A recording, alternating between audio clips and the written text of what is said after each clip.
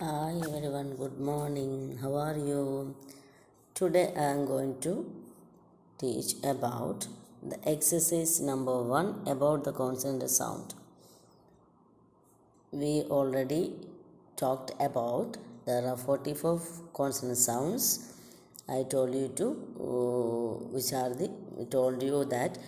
the important consonant sounds. Okay. Now identify the consonants represented by the underlined letters in the given words. First word action. അതിൽ സീൻ്റെ താഴെയാണ് വരേണ്ടത്. അപ്പം നമ്മൾ pronounce ചെയ്യുമ്പോൾ action എന്നാണ്. അത് സി ആണെങ്കിലും പ്രൊനൗൺസ് ചെയ്യുക എങ്ങനെയാണ് ക്ക് എന്നാണ്. അപ്പം ആക്ഷൻ. അപ്പോൾ ഒരു കാര്യം മനസ്സിലാക്കുക, സി വന്നാലും പ്രൊനൗൺസിയേഷൻ എന്താണ് ക്ക് ആണ് എന്ന്. ഓക്കെ. രണ്ടാമത്തത് അപ്പിയർ. അപ്പിയർ 2 പി ഉണ്ട്. അതിൽ നമ്മൾ ഫൊണറ്റിക്സ് എഴുതുമ്പോൾ 1 പി മതി. അത് മനസ്സിലായില്ലേ?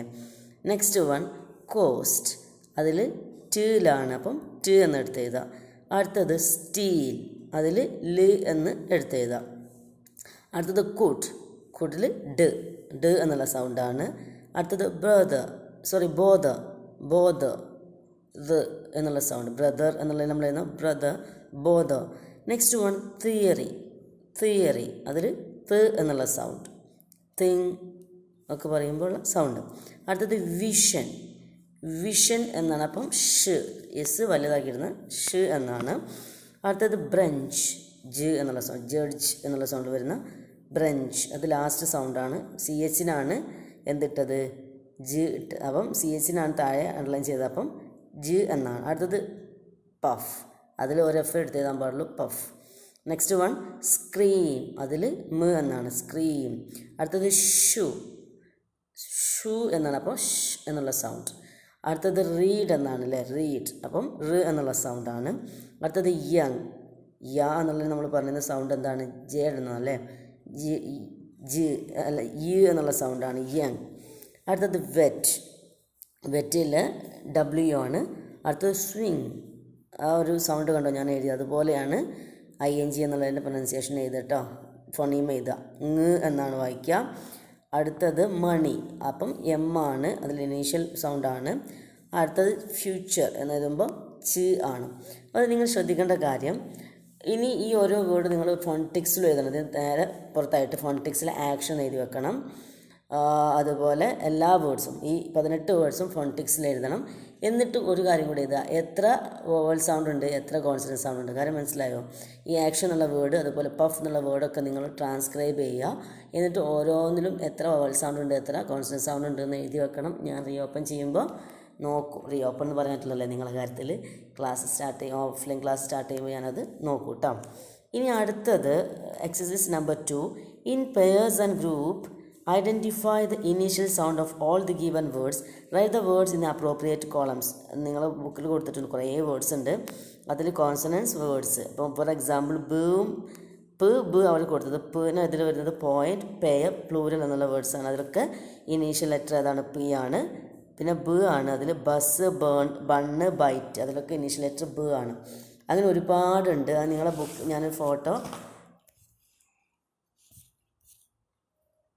ഇത് കണ്ടോ, ഞാൻ എഴുതി വെച്ചതാണ്. അതിൽ ഫസ്റ്റ് വരുന്ന വേർഡ്സാണ്. ഷുവർ, സ്പെയർ അല്ലേ, ഷുവർ, സ്പെയർ,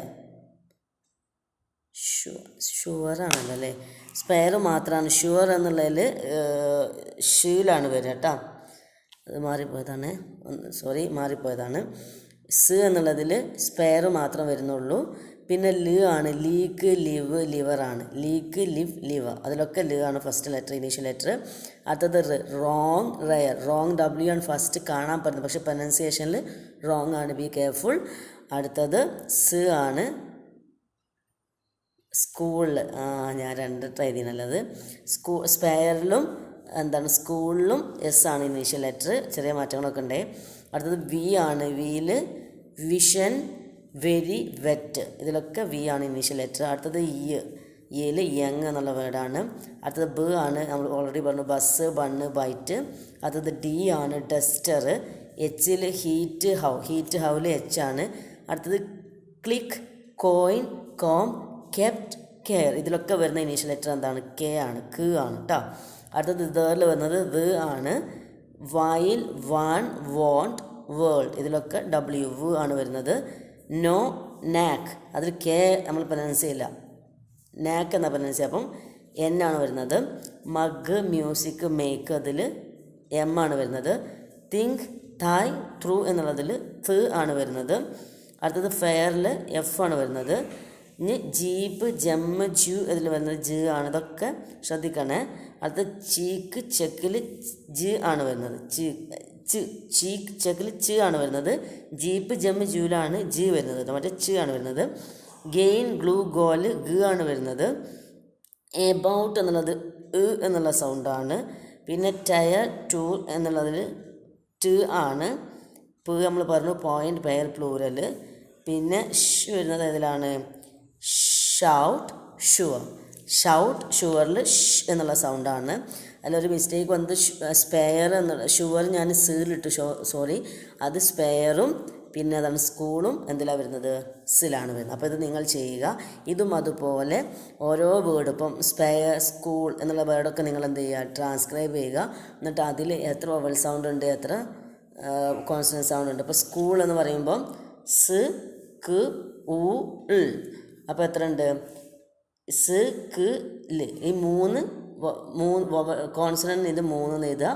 എന്നിട്ട് വവൽ ചെയ്തിട്ട് 1 എഴുതുക. ഊ എന്നുള്ള സൗണ്ട് മാത്രമേ അതിൽ വവൽ സൗണ്ട് വരുന്നുള്ളൂ. ഓക്കെ, അപ്പോൾ അതൊക്കെ ഒന്ന് ശ്രദ്ധിക്കുക. ഇനി നിങ്ങൾക്ക് പരിചയപ്പെടുത്താനുള്ള ഒരു ഡിക്ഷണറിയാണ്. നിങ്ങൾ ഗൈഡ് നോക്കരുത് പ്ലീസ്. ട്രാൻസാക്ഷൻ പഠിക്കുമ്പോൾ ഗൈഡ് നോക്കരുത്. ഞാൻ ഒരു വിഷയത്തിലും കുട്ടികളോട് ഗൈഡ് നോക്കാൻ പ്രോത്സാഹിപ്പിക്കാത്തൊരു ടീച്ചറാണ്. ഗൈഡ് നോക്കരുത്. ഡിഗ്രി സ്റ്റുഡൻസാണ്, ഗൈഡ് നോക്കരുത്. നിങ്ങൾ ഈ ഒരു ഡിക്ഷണറി ഡൗൺലോഡ് ചെയ്യുക. എന്നിട്ട് ഏത് വേർഡ് അടിച്ചു കൊടുത്താലും അതിൽ അമേരിക്കൻ പ്രൊനൗൺസിയേഷൻ ഉണ്ടാവും, ബ്രിട്ടീഷ് ഉണ്ടാവും. നമ്മൾ ഫോളോ ചെയ്യുന്ന ബ്രിട്ടീഷ് നമ്മൾ പറഞ്ഞിരുന്നു. RP എന്ന് പറഞ്ഞാൽ receive pronunciation of south of England ആണെന്ന്. അപ്പോൾ നമ്മൾ ബ്രിട്ടീഷാണ് ഫോളോ ചെയ്യുന്നത്, നോക്കുക. അതിലെന്തെങ്കിലും സംശയം ഉണ്ടെങ്കിൽ എന്നെ വിളിക്കുക. ഓക്കെ, അല്ലാണ്ട് ഗൈഡ് നോക്കി എഴുതരുത്. പിന്നെ നിങ്ങൾക്ക് എന്തെങ്കിലും ഇതോടുകൂടി നമ്മൾ എന്ത് കഴിഞ്ഞു? പ്രൊനൗൺസിയേഷൻ എന്ന മൊഡ്യൂളിൽ സൗണ്ട്സ് എന്നുള്ള ഏരിയ കഴിഞ്ഞിട്ടുണ്ട് കേട്ടോ. അപ്പോൾ നിങ്ങൾക്ക് എല്ലാവർക്കും മനസ്സിലായിട്ടുണ്ടെന്ന് വിചാരിക്കുന്നു. ഇനി എന്തെങ്കിലും സംശയം ഉണ്ടെങ്കിൽ പേഴ്സണലായിട്ട് എന്നോട് ചോദിക്കാം. Don't worry. Thank you.